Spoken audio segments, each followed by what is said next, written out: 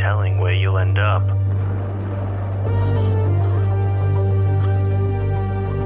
Can you make it through? To the night's end. I'll see you soon.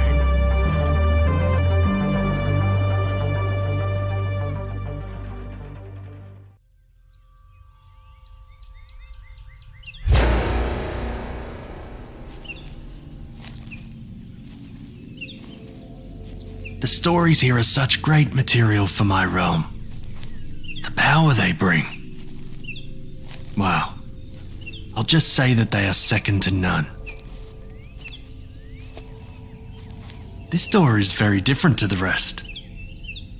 The stained glass windows look like a church. Let's check it out.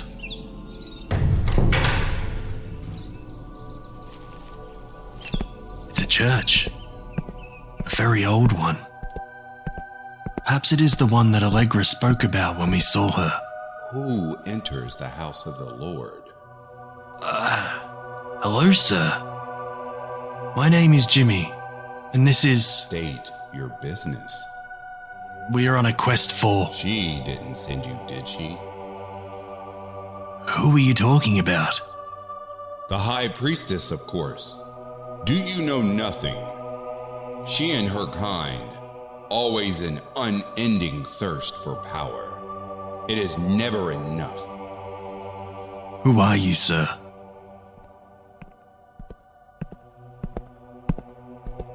I am Alexander, the mayor and priest of Ravendown. Or was. Who knows where we are now in this cursed place. Where do you think we are? But nothing unclean shall enter it, nor anyone who practices abomination or falsehood, but only those who are written in the Lamb's Book of Life. Alexander, why are you here? I made a deal with the devil. I was always taught to resist the devil. One thing I didn't expect is that the devil would wear skirts. I was sick. I had a cough that produced blood, and I was finding it hard to breathe. I could feel my body slipping. I had a dream. A visitor came to me in whispers, speaking of everything I wanted, promising me my health back. For a price. Who was it? I now know the High Priestess can change forms, though I suspect this visitor was an agent of hers. Surely a man of the Lord would not fall for such evil. I would do anything to live, to continue the good work that Nathaniel and I were doing, ridding our society of witches. I would trade it all. What was the price? For we must all appear before the judgment seat of Christ, so that each of us may receive what is due us for the things done while in the body. For this Don't is think the we'll reason get much the gospel more from was Alexander, friend. even to those who are now dead, so that they might be judged according to human standards. There is a seal over here. Come, let us witness. The Rats Have Unionized. Written by Charlie Malia. Narrated by Hannah Payne.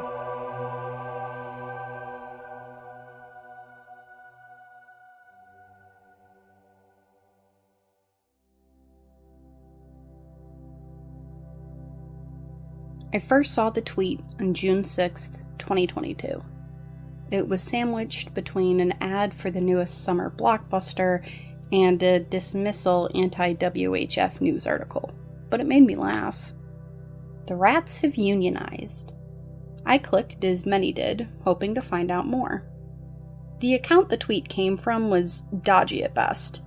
It was created June 2nd, 2022, and toted the username Rat Union.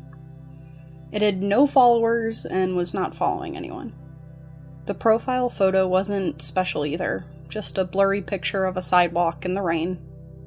The Rats Have Unionized was a pinned tweet, and it was currently gaining numbers.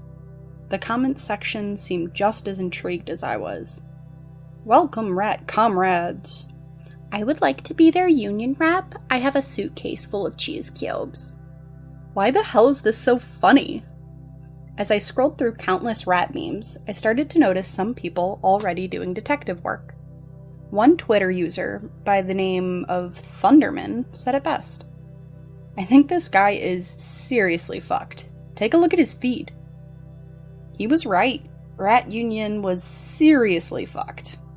Most of his tweets consisted of photos of rats. Not pet rats or lab rats. Subway rats. Big nasty rats that made your skin crawl to look at them. Some were alone, but most were photographed in writhing piles. It didn't escape Twitter onlookers that all of these pictures seemed very up close and personal. Is he taking these photos on his cell? I shuddered at the thought. I had never been the type of person to kill a bug or trap a mouse, so the idea of crawling down into a rat's nest turned my stomach. Even as a native New Yorker, the sight of a rat made my skin crawl. But the observation seemed correct. Rat Union was indeed taking these on his cell phone, and he was doing it a lot. How do we contact Twitter to report this? This guy is going to get hurt. Yeah, dude, that's the Chambers Street station by the J. This guy is in the tunnels. The confirmation that Rat Union was stalking the MTA tunnels of New York City stoked a fire in the belly of Twitter. In a mere 6 hours, Rat Union, and the rats are unionizing, shot to the top of the trending tags. Subsequent Rat Union memes trickled in from TikTok and Tumblr, as well as the front page of Reddit. All in all, just another day on the internet. I slept that night confident that Rat Union was just another internet phenomena, a flash in the pan and gone before you know it.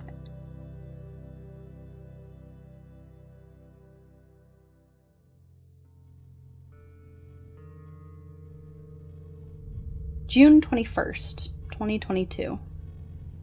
I can't hold them any longer. I'm sorry. It was Rat Union's first tweet in weeks, but despite the viral stronghold his previous tweet had on the internet, this one went relatively unnoticed.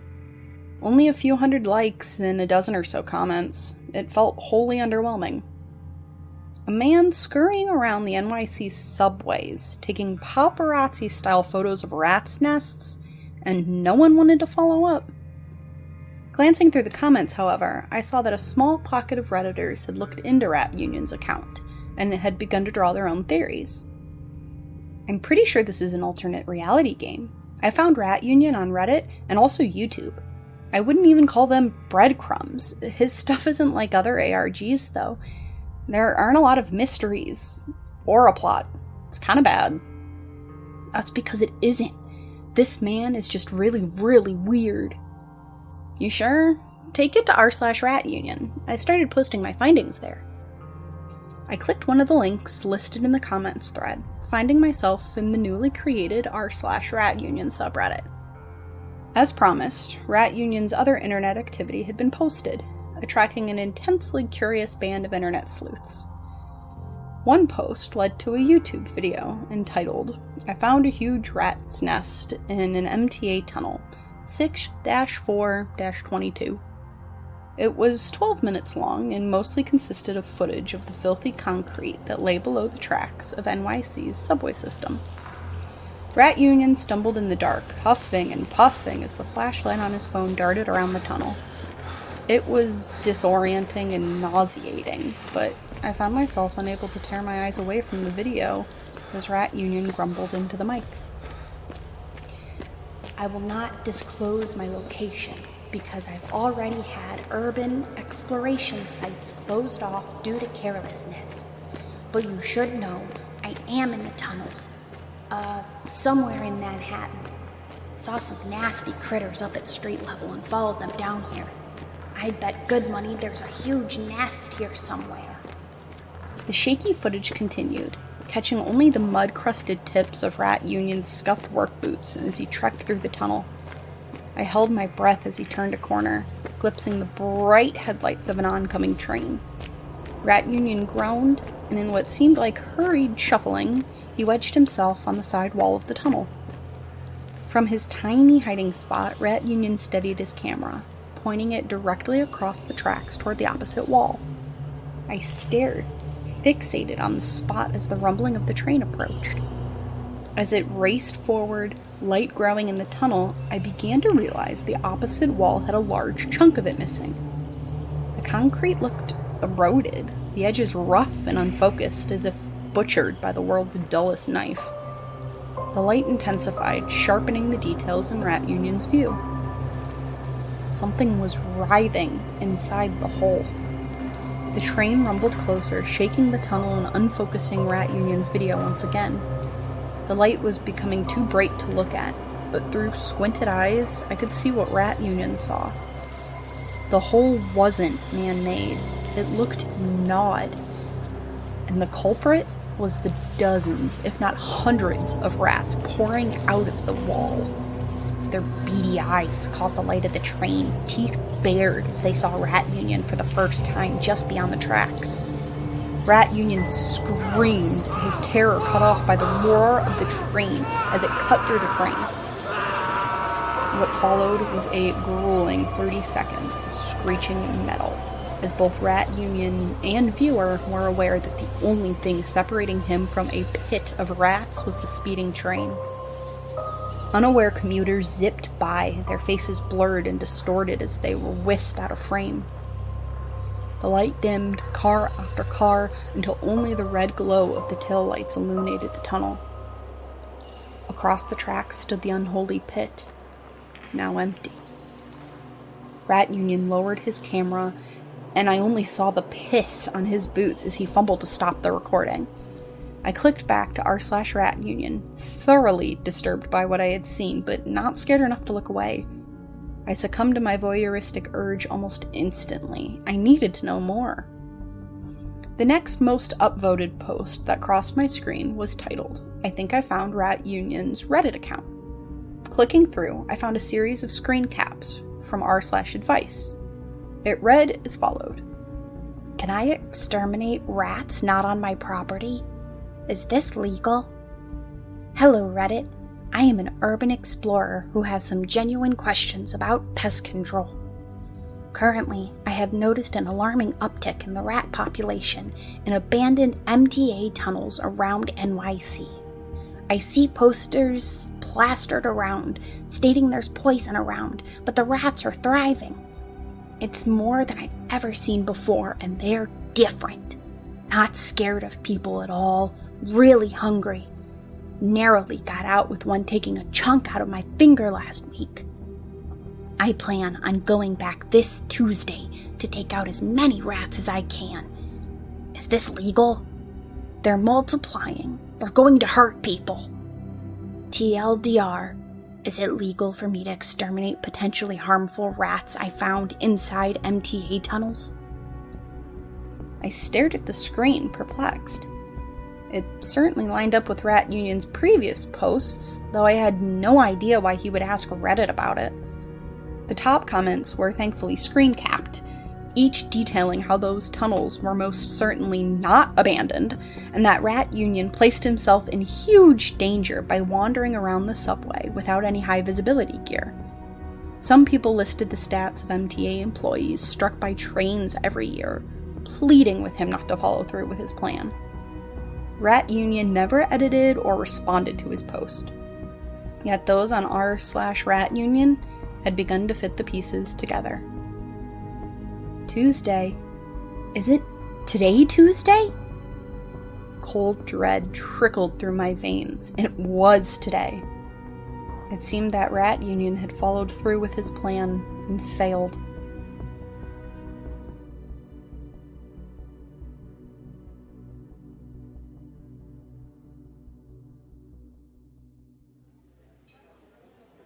June 23rd, 2022. Sheltered under the slatted roof of an outdoor dining shack, I felt cautiously optimistic. I hadn't seen my friend Jocelyn since before the pandemic, and we were overdue for a lunch date in Soho. "So what have you been up to, Nat?" Jocelyn asked, her chip-manicured fingers tapping on the side of her gin and tonic. I sighed, leaning my head back to feel the warm sun on my face. Rat Union hadn't posted in days. My curiosity had turned to apathy. I mostly scroll through Reddit since my job is slow. Anything interesting? Nothing I'm trying to remember right now. The conversation paused as the waiter approached with our meal balanced in each hand. I sat up, eager to tuck in, when Jocelyn's napkin slipped from her fingers. She ducked below the table briefly before sitting up again. Her posture was rigid, complexion pale with fright. "There's a rat under our table." "What?" I pushed my chair out, glancing beneath the tablecloth, and confirmed Jocelyn's fears. There was a fat fucking rat sitting on top of her napkin. I felt my blood run cold. "Let's ask if we can sit inside," I suggested, trying to push the memory of Rat Union's video out of my mind. Jocelyn nodded. She picked up her tote, only to find that it wriggled as she swung it over her shoulder.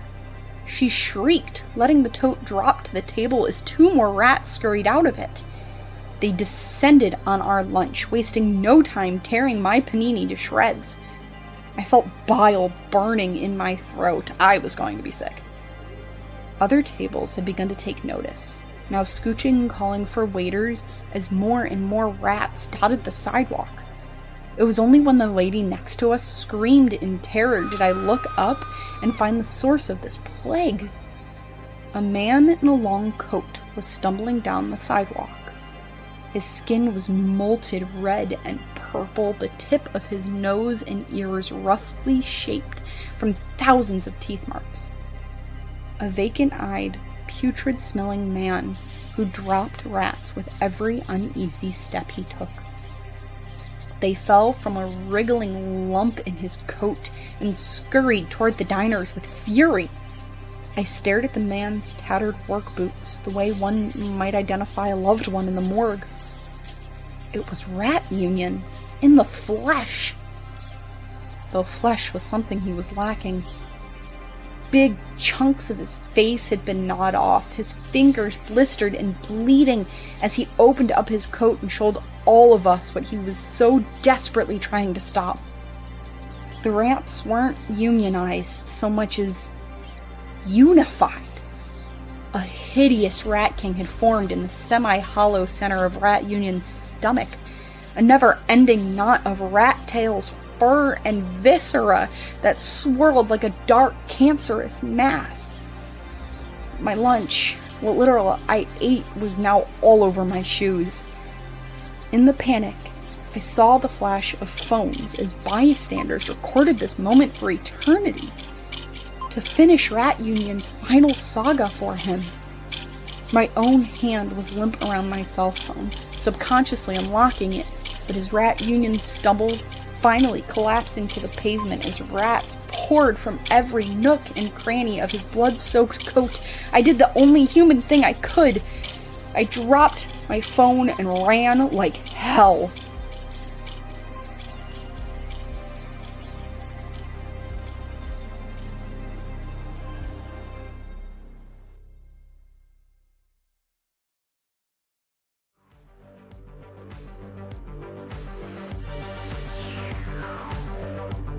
You've been listening to the Night's End podcast, which is a production of Dissonance Media. The Rats Have Unionized was written by Charlie Malia. To connect with Charlie, you can follow them on Twitter at DeuceXMalia, or support them on Ko-fi at kofi.com/DeuceXMalia. This episode was narrated by Hannah Payne, a legal assistant native to Ohio. Hannah is an avid horror and true crime buff. With a love of storytelling and an open mind, she's dipping her toes into narration. In her spare time, she is an animal lover, crafter, and advocate for mental health awareness and acceptance. To connect with Hannah, you can send her an email at hannahpayne.223@gmail.com. Jimmy Horrors was performed by James Barnett. Alexander was performed by Phoenix Fire. For more narrations by Phoenix Fire, head over to youtube.com/Phoenix Fire Narrations. This episode was edited and produced by James Barnett. This is just another reminder that we are open for specific submissions. We are now accepting Halloween-themed stories for our Halloween special. We are also accepting ghost and paranormal stories for a secret project. Head over to nightsendpodcast.com for all details and to submit via our form. If you enjoyed this episode, please rate or review it on whatever podcatcher you are listening to it. We'd very much appreciate it. And as always, stay horrific, everyone.